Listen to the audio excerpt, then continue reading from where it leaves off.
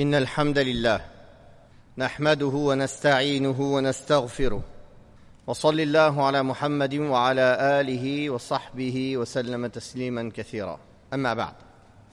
Nous continuons nos cours d'explication de Manhaj al-Salikin, le chapitre lié aux règles de la famille. Nous avons vu la fois dernière le chapitre du divorce. Nous allons voir un chapitre aujourd'hui qui parle de trois sous-chapitres que les savants citent souvent après le divorce car ils y sont liés. Le premier, c'est al-ila. Al-ila, c'est la personne qui jure de ne plus approcher sa femme, ou définitivement, ou pour une durée qui dépasse 4 mois. C'est ça al-ila. On va expliquer après en détail, Inch'Allah. Puis il y a le sous-chapitre de al-zihar. Al-zihar. Al-zihar, ça vient de vahr, en arabe, le dos. Pourquoi? Parce que les Arabes de l'époque anté-islamique, quand ils voulaient divorcer leur femme, ils disaient « Tu m'es interdite comme le dos de ma mère. Tu es aussi interdite pour moi que le dos de ma mère. » C'était une manière de divorcer et on va voir qu'est-ce que l'islam dit de cela. Al-zihar. Et le troisième, c'est al-li'an. Al-li'an, c'est la malédiction. Mais comme on va le voir, c'est pas toute malédiction. C'est pas dès qu'un homme dit à sa femme « je te maudis » ou « tu es maudite » ou une femme dit à son mari « tu es maudit » que ça rentre dans ce chapitre. Donc on va voir ces trois sous-chapitres et on va essayer de comprendre pourquoi ils sont liés au chapitre du divorce. Le premier sous-chapitre, c'est al-ila. Al-ila. Al-ila, Allah tabaraka wa ta'ala a dit dans le Coran لِلَّذِينَ يُؤْلُونَ مِن نِّسَائِهِمْ تَرَبُّصُ 4 أشهر فَإِن فَاءُوا فَإِنَّ اللَّهَ غَفُورٌ رَّحِيمٌ وَإِنْ عَزَمُوا الطَّلَاقَ فَإِنَّ اللَّهَ سَمِيعٌ عَلِيمٌ. Dans le sens de la parole d'Allah tabaraka wa ta'ala, pour ceux qui font le serment de se priver d'avoir des relations intimes avec leur femme, il y a un délai d'attente de 4 mois. Et s'ils reviennent sur leur serment, celui-ci sera annulé, car Allah est certes pardonneur et miséricordieux. Mais s'ils se décident au divorce, celui-ci devient exécutoire, car Allah est certes audient et omniscient, dans le sens de la parole d'Allah tabaraka wa ta'ala. Donc, al-ila, c'est l'homme qui fait serment de s'abstenir d'avoir des rapports avec sa femme en jurant, en disant par Allah ou par un des noms et des attributs d'Allah, par le miséricordieux, par le tout-puissant. Il jure de s'abstenir d'avoir des rapports intimes avec son épouse à tout jamais ou sans donner une durée limitée, ou bien il dit, par exemple, par Allah, je jure de ne pas t'approcher jusqu'à après Ramadan. Et par exemple, Ramadan, il est dans plus de 4 mois. Il est dans plus de 4 mois. Dans ce cas-là, là, il est dans al-ila. Il est rentré dans ce chapitre qui est al-ila. Le fait d'avoir juré de ne pas s'approcher de sa femme pour avoir des rapports avec elle, des rapports intimes, pendant plus de 4 mois. Car si c'est moins de 4 mois et qu'il revient après cette période, alors il n'y a rien. Mais si c'est plus de 4 mois, alors, comme le cheikh a dit, si l'épouse réclame son droit aux rapports intimes, alors elle porte plainte auprès du juge. Dire, mon mari a juré de ne plus m'approcher, et ça fait déjà 4 mois qu'il est passé, par exemple. Ou il a juré de ne plus m'approcher à jamais. Et l'on somme l'époux de lui accorder son droit. Puis on lui fixe un délai de 4 mois pour s'exécuter. Ça, c'est si elle vient au début. Dès qu'il a juré, elle va voir le juge et il lui dit, tu as moins de 4 mois. En 4 mois, il faut que tu reviennes à ton épouse, tu aies des rapports intimes avec elle et tu expies ton serment. Une fois ce délai passé, s'il s'exécute avant l'expiation du délai, alors il est tenu d'expier ce parjure. C'est-à-dire, c'est quoi l'expiation du parjure? Allez, dites-moi. Libérer un esclave. Ou nourrir des pauvres, ou les habiller. C'est ça l'expiation du parjure. فَمَنْ لَمْ يَجِدْ فَصِيَامُ ثَلَاثَةِ أَيَّامٍ. Celui qui ne trouve pas ni esclave, ni pauvre à nourrir, ni pauvre à vêtir, à partir de là, il jeûne 3 jours. Attention, j'ai fait ce piège exprès parce que tout le monde croit que l'expiation du parjure, c'est jeûner 3 jours. Non, jeûner 3 jours pour celui qui n'a pas la capacité de libérer un esclave, ou de nourrir 10 pauvres, ou de vêtir 10 pauvres. S'il a les moyens, il n'a pas le droit de jeûner 3 jours. Il doit nourrir 10 pauvres. Il a le choix entre libérer un esclave, nourrir 10 pauvres, ou vêtir 10 pauvres. Entre ces 3-là, il a le choix. Mais il n'a pas le choix du jeûne. Le jeûne, c'est seulement dans le cas où il n'a pas la capacité ni de libérer un esclave, ni de nourrir 10 pauvres, ni de vêtir 10 pauvres. Taïeb. Donc, s'il revient sur le fait qu'il est juré, et c'est une bonne chose qu'il revienne sur ce qu'il a juré, comme le prophète sallallahu alayhi wa sallam a dit dans le hadith rapporté par l'imam al-Bukhari, je ne jure pas une chose et je vois une chose qui est plus proche de la piété d'Allah sans que je n'expie mon parjure pour faire ce qui est plus proche de la crainte d'Allah ou de la piété. Donc c'est une bonne chose de se parjurer et expier. Ce n'est pas un péché. Celui qui a juré une chose et il voit que ce pourquoi il a juré, ce n'était pas une bonne chose, il y a quelque chose de mieux à faire qui plaît à Allah. Alors il lui est recommandé de parjurer, c'est-à-dire de faire la chose qu'il s'était interdite ou qu'il avait juré de ne pas faire, ou bien de ne pas faire une chose qu'il avait juré de faire, s'il voit que il est mieux auprès d'Allah de rompre ce serment. Mais il doit expier. Il doit expier. Il peut expier avant de faire l'acte qu'il avait juré de ne pas faire, qu'il avait fait serment de ne pas faire, ou bien expier après. Les deux sont valables. Car il y a des hadiths qui parlent de l'expiation avant et de l'expiation après. Donc dans le cas de cette femme dont son époux a juré qu'il n'allait pas l'approcher et que les 4 mois sont passés, le juge l'appelle, lui dit viens ici. Alors, que se passe-t-il? Il dit ça y est, je reviens sur ma décision, je vais revivre normalement avec mon épouse, avoir des rapports intimes avec elle normalement. Il lui dit d'accord. Et lui, il n'a rien à faire. Mais entre lui et Allah, il lui dit expie maintenant ton parjure. Libère un esclave, ou bien nourris 10 pauvres, ou bien vêtis 10 pauvres.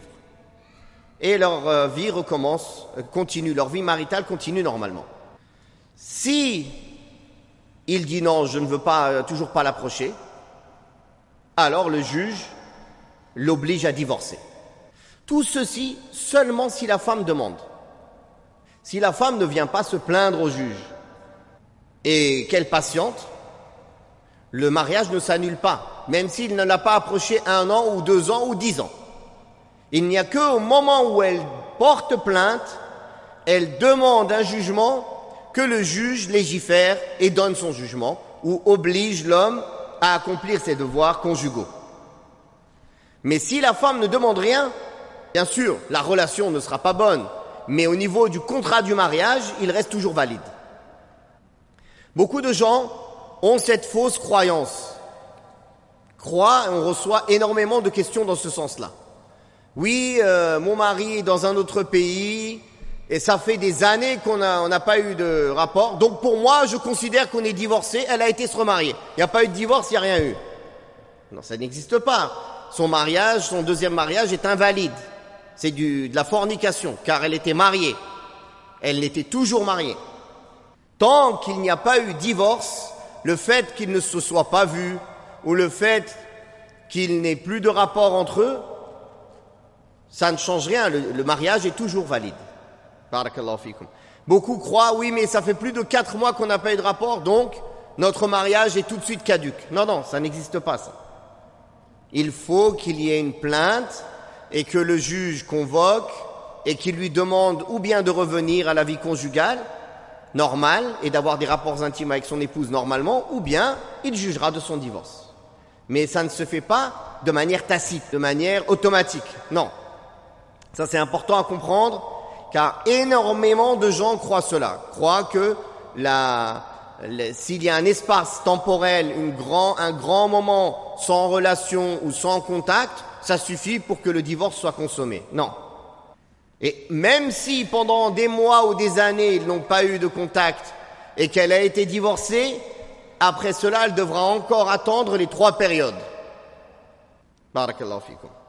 Donc ça, c'est el-ila. El-ila. Le deuxième sous-chapitre, c'est al-zihar. Al-zihar, à la base, ce n'est pas un divorce. D'ailleurs, Allah tabaraka wa ta'ala l'a lui-même considéré comme quelque chose de mensonger. Il a dit subhanahu wa ta'ala وَالَّذِينَ يُظَاهِرُونَ مِن نِّسَائِهِمْ ثُمَّ يَعُودُونَ لِمَا قَالُوا فَتَحْرِيرُ رَقَبَةٍ مِّن قَبْلِ أَن يَتَمَاسَّا ذَلِكُمْ تُوعَظُونَ بِهِ وَاللَّهُ بِمَا تَعْمَلُونَ خَبِيرٌ فَمَن لَّمْ يَجِدْ فَصِيَامُ شَهْرَيْنِ مُتَتَابِعَيْنِ مِن قَبْلِ أَن يَتَمَاسَّا فَمَن لَّمْ يَسْتَطِعْ فَإِطْعَامُ 60 مِسْكِينًا.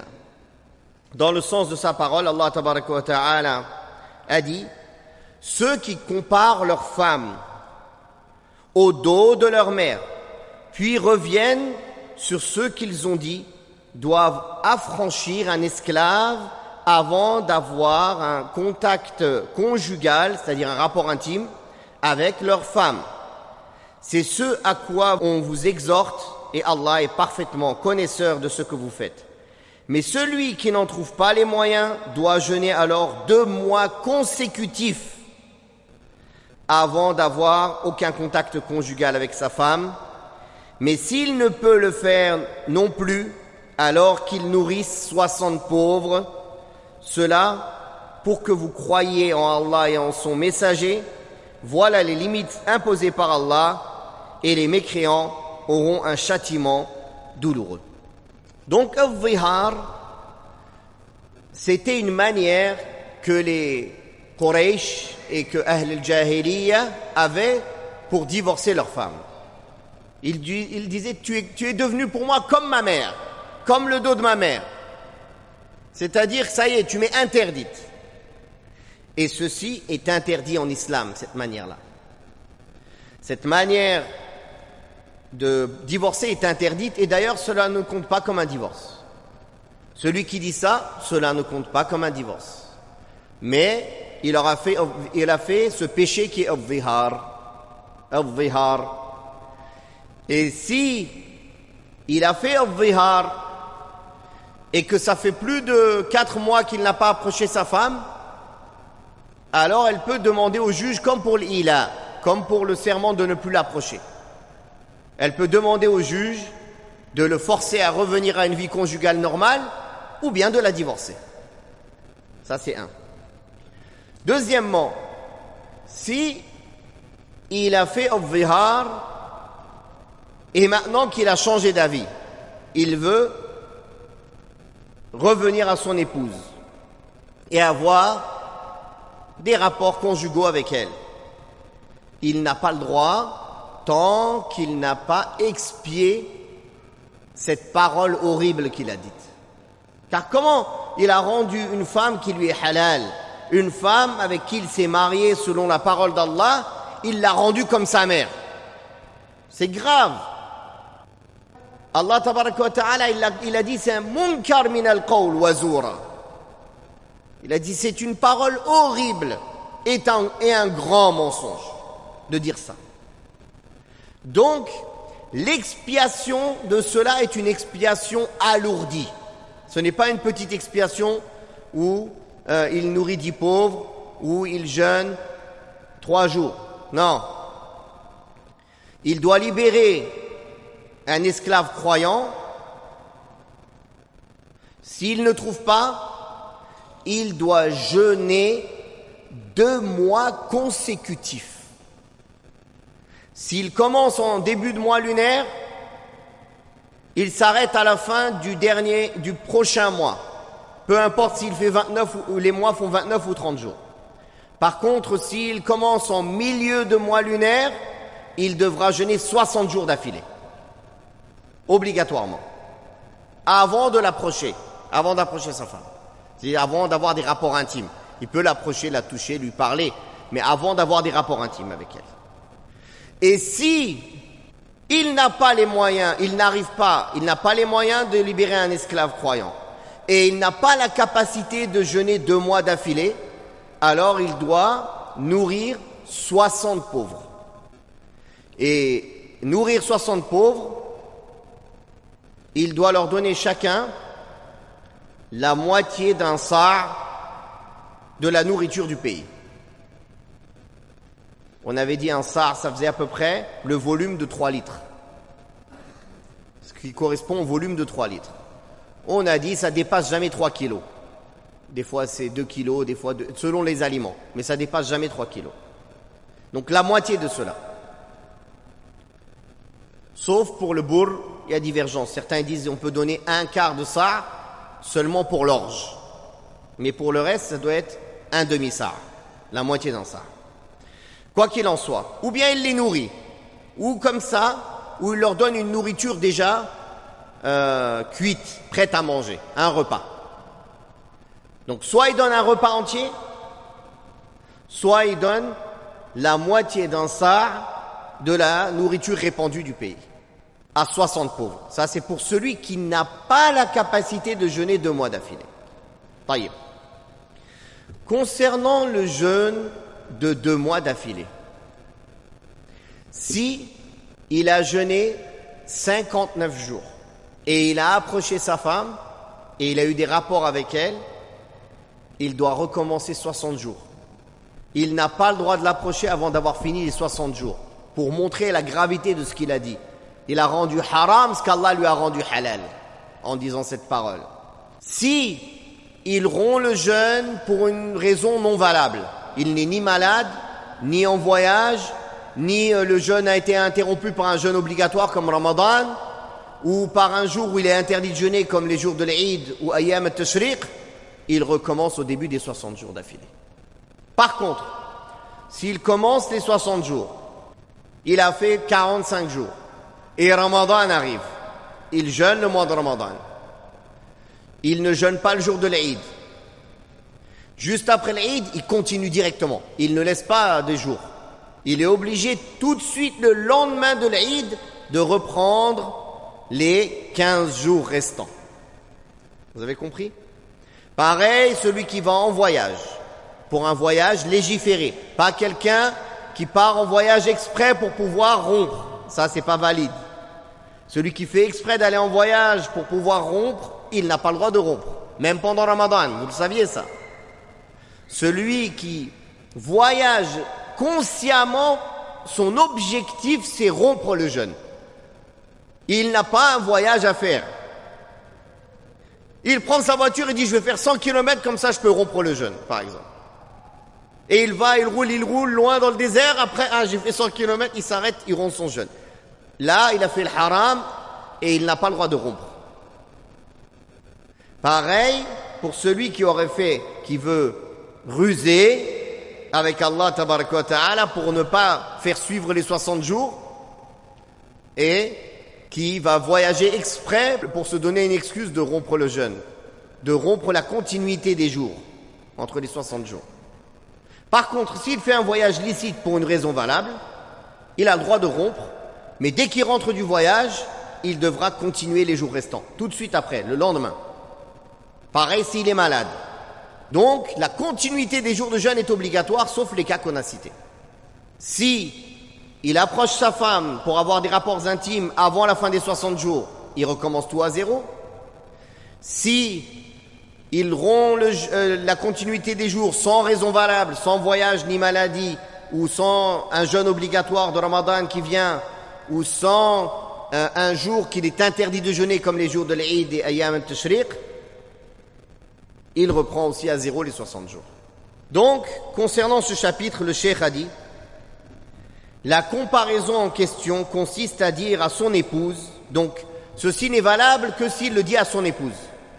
Ce n'est pas valable s'il le dit à l'époque où quand il avait des esclaves.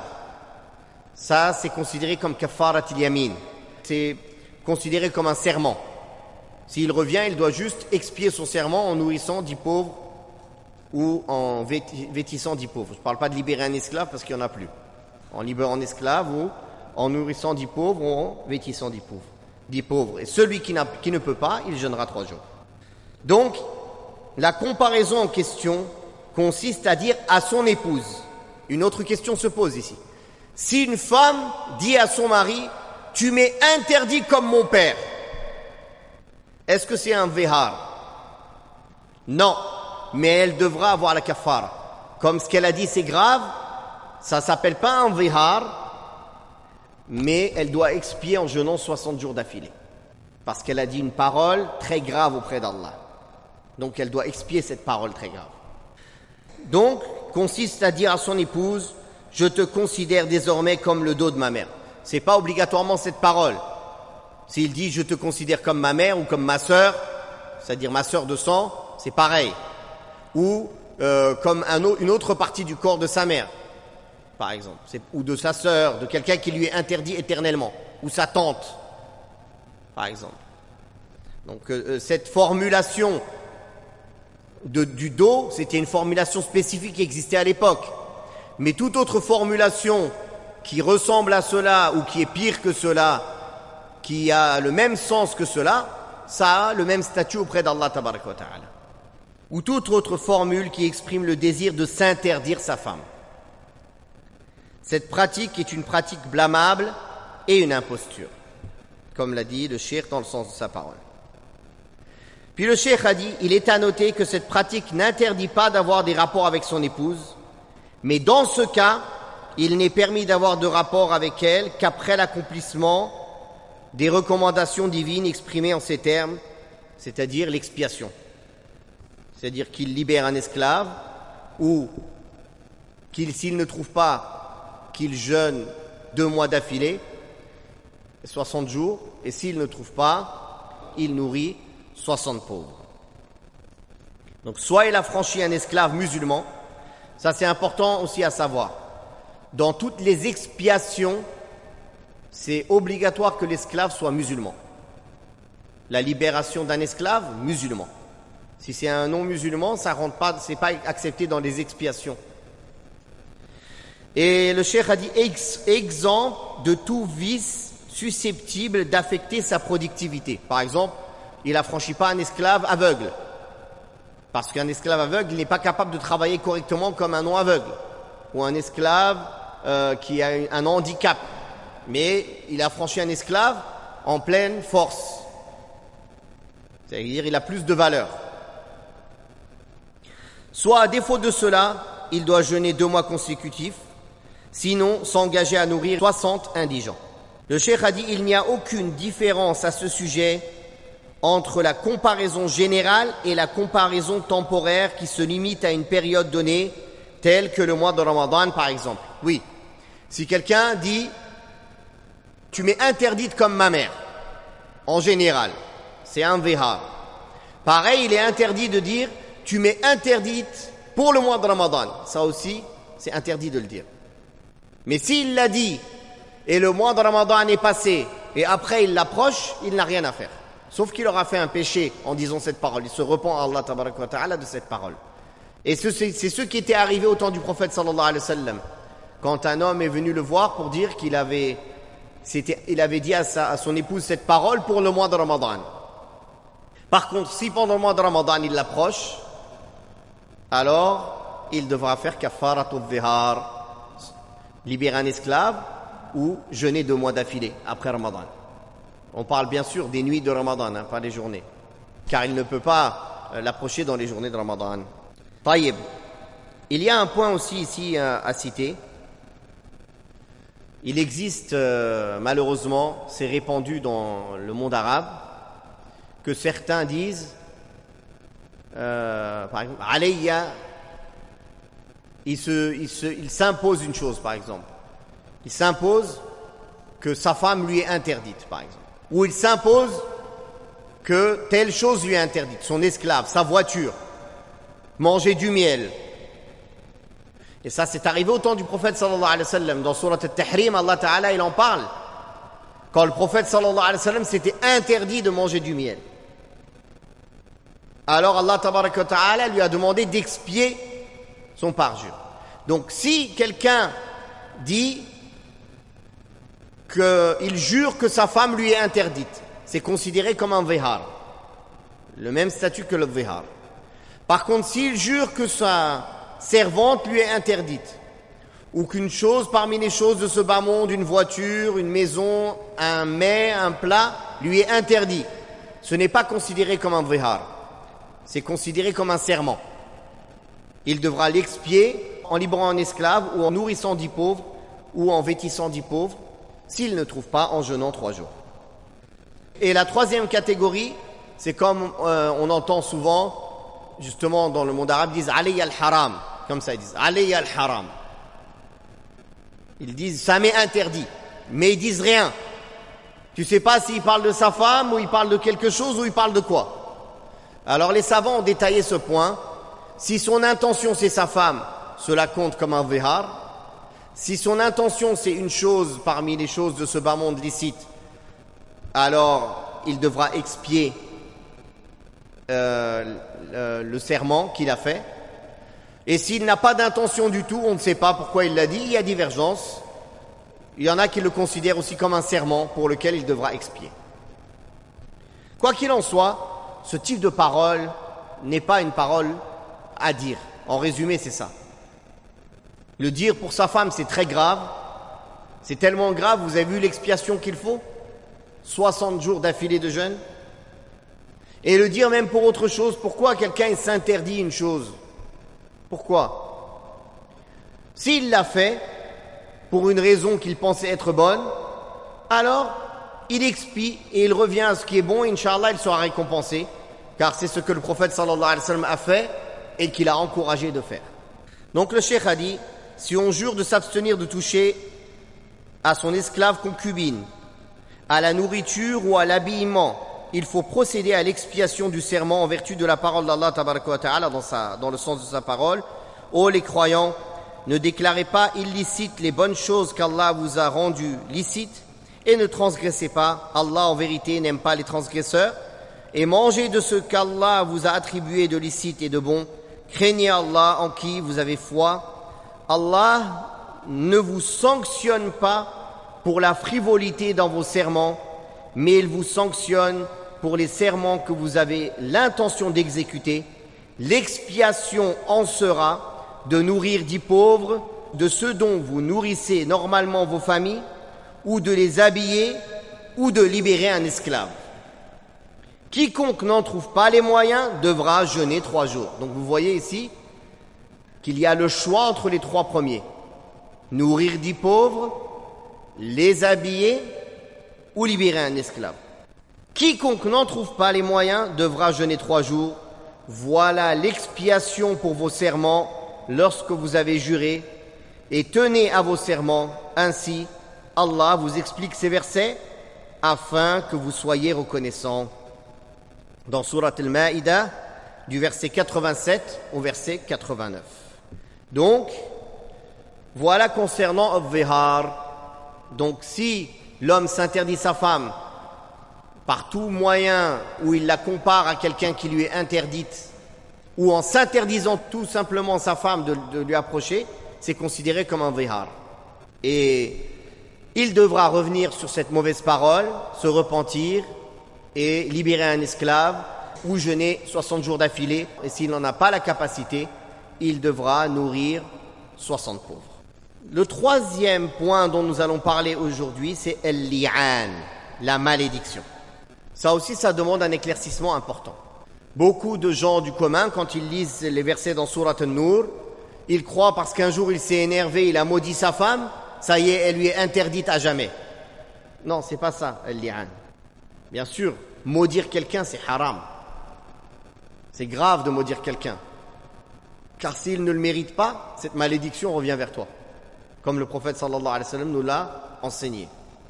Mais ici, la malédiction dont on parle, c'est une chose spécifique. C'est quand l'homme accuse sa femme d'être une fornicatrice.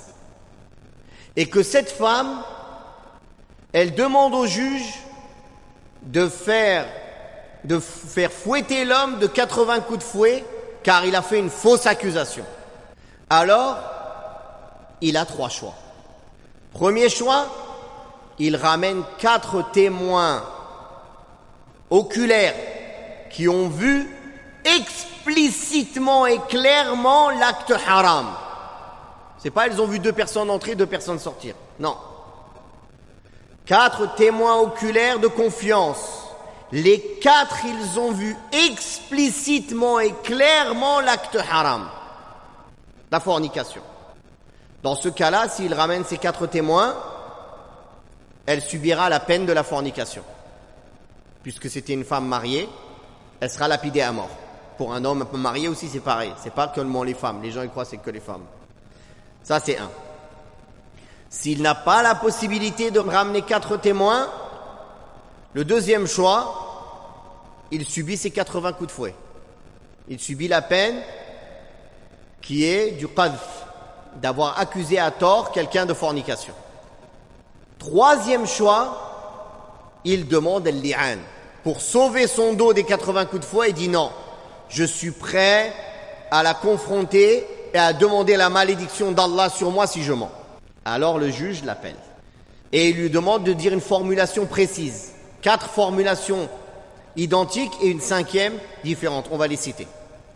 Après que lui, il ait fait cette formulation et il a juré, si la femme n'est pas prête à dire 4 formulations comme quoi c'est un menteur, et la 5e, que la colère d'Allah soit sur elle s'il est véridique, elle subira la peine. Si par contre elle jure, elle ne subira pas la peine. Mais leur séparation sera définitive. À jamais, plus jamais de leur vie, ils ne pourront être mariés femmes. C'est fini. Ça, c'est le premier cas. Donc, le cas où l'homme accuse sa femme de fornication et que la femme demande au juge de faire subir la peine de fausse accusation à son mari. À partir de là, il peut demander à faire al-li'an, la malédiction. De lui-même, il ne peut pas aller voir un juge dire « je veux accuser ma femme, je veux faire al-li'an avec ma femme ». Ça ne marche pas. Le juge, il lui dit, il accepte pas. Seulement si la femme vient se plaindre du fait qu'il l'a accusée à tort.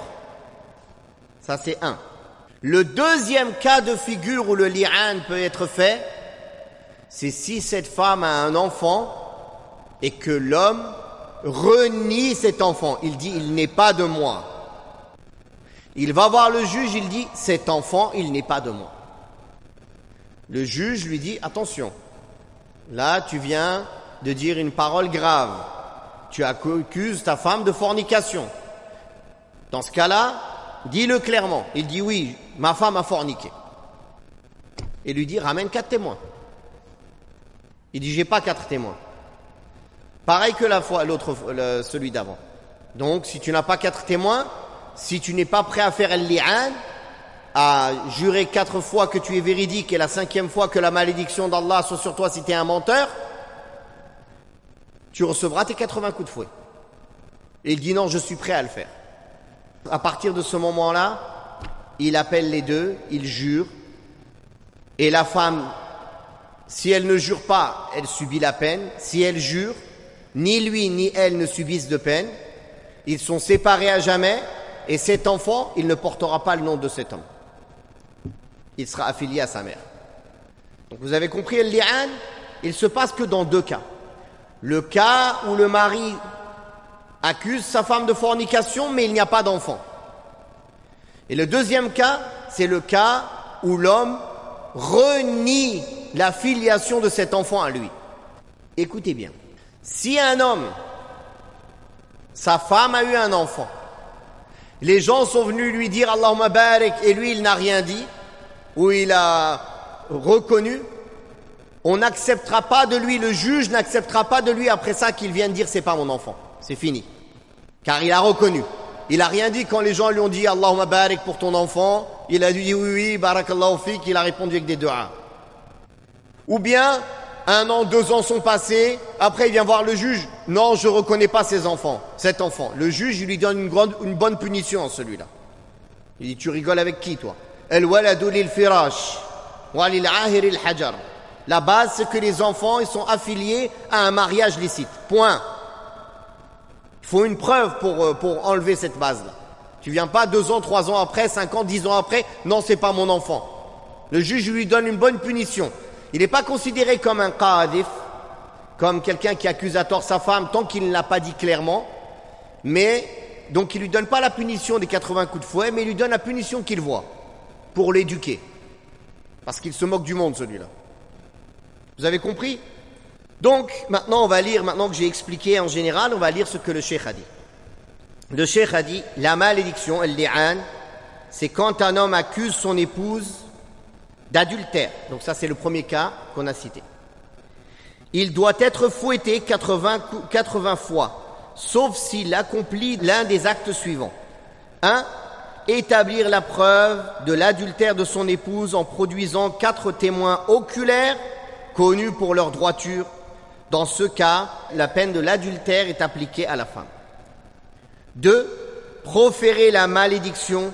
Dans ce cas, la peine de la diffamation est annulée. C'est-à-dire, il ne sera pas fouetté. La profération de la malédiction se fait suivant les directives d'Allah mentionnées dans la sourate An-Nur en ces termes. Et quant à ceux qui lancent des accusations contre leurs propres épouses, sans avoir d'autres témoins que eux-mêmes, le témoignage de l'un d'eux doit être une quadruple attestation par Allah qu'il est du nombre des véridiques. Il dit quoi? Je jure par Allah qu'une telle a forniqué et que je suis véridique. Je jure par Allah qu'une telle a forniqué et que je suis véridique. 4 fois. En fait, chaque fois, ça compte comme un des témoins. Car normalement, il aurait dû amener 4 témoins. Donc, il jure 4 fois. Donc, doit être une quadruple attestation par Allah qu'il est du nombre des véridiques. Et la 5e attestation est que la malédiction d'Allah tombe sur lui s'il est du nombre des menteurs. Ça, c'est très grave. La 5e, il dit que la malédiction d'Allah soit sur moi si je mens. Et on ne lui infligera pas le châtiment de la lapidation, c'est-à-dire à la femme, si elle atteste 4 fois par Allah que son mari est certainement du nombre des menteurs. Et la 5e attestation est que la colère d'Allah soit sur elle si il était du nombre des véridiques. En d'autres termes, l'intéressé jure par Allah à 5 reprises qu'il affirme la culpabilité de sa femme, et à la 5e reprise, il dit que la malédiction d'Allah tombe sur moi si je suis du nombre des menteurs. Ensuite, la femme jure par Allah à 5 reprises qu'elle affirme l'imposture de l'époux. À la 5e reprise, elle dit et que la colère d'Allah soit sur moi s'il est du nombre des véridiques. Une fois la malédiction prononcée entre eux de cette manière-là, la peine est annulée pour les deux, la femme est mise à l'abri du châtiment, la séparation des 2 conjoints est prononcée de façon définitive et ils ne pourront plus jamais se remarier ensemble. Et la paternité de l'enfant est révoquée si ce dernier est mentionné dans la profération de malédiction. Et Allah est plus savant. Voilà comment le cheikh a fini ce chapitre sur Al-Li'an. Donc le verset qu'on a lu dans Sourate An-Nur en langue arabe, والذين يرمون أزواجهم ولم يكن لهم شهداء إلا أنفسهم فشهادة أحدهم 4 شهادات بالله إنه لمن الصادقين والخامسة أن لعنة الله عليه إن كان من الكاذبين ويدرأ عنها العذاب أن تشهد 4 شهادات بالله إنه لمن الكاذبين والخامسة أن غضب الله عليها إن كان من الصادقين. Donc Sourate An-Nur du verset 6 au verset 9. Donc vous voyez l'importance que l'islam donne à la filiation et qu'une filiation n'est valide en islam que par un mariage valide et que le fornicateur n'a pas le droit à cette filiation-là. Barakallahu fikum. طيب, on va s'arrêter là, Inch'Allah. بارك الله فيكم سبحانك اللهم وبحمدك أشهد أن لا إله إلا أنت أستغفرك وأتوب إليك